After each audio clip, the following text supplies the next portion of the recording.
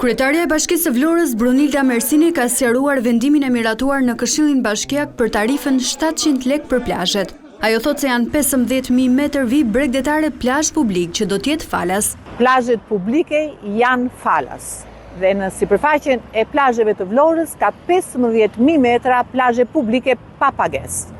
Pra do të thotë që në këto parcelat të cilat janë pa pagesë, bashkia ka detyrimin të vendosë çadra dhe shezllona, gati 350 çadra dhe shezllona do të jenë pa pagesë. Pastaj ka parcela ku qytetarët janë prapë pa pagesë ku vendosin çadrat dhe shezllonat e tyre dhe pastaj ashtu si në të gjithë Shqipërinë, në zbatim të vendimit të Këshillit të Ministrave, ku ka qytete bregdetare, edhe Vlora ka plazhe publike të menaxhuar. Ndërsa vija bregdetare që do të menaxhohet nga privatët do të ketë një tarifë maksimale prej 700 lekësh.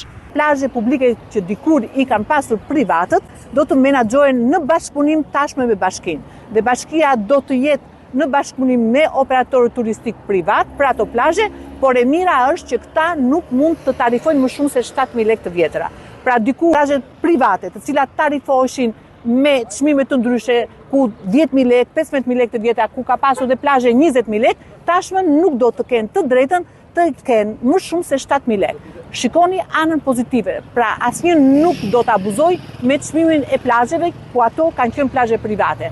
Çdo privat apo plazhe publike të menaxhuar do të kenë një tarifë prej 7.000 lekë të vjetra. Më herët Këshilli Bashkiak kishte diskutuar një tarifë prej 500 lekësh, por më pas ajo u rrit në 700 lekë. Opozita në Këshill akuzoi mazhorancën për vendime që rëndojnë drejt për drejt qytetarët dhe pushuesit.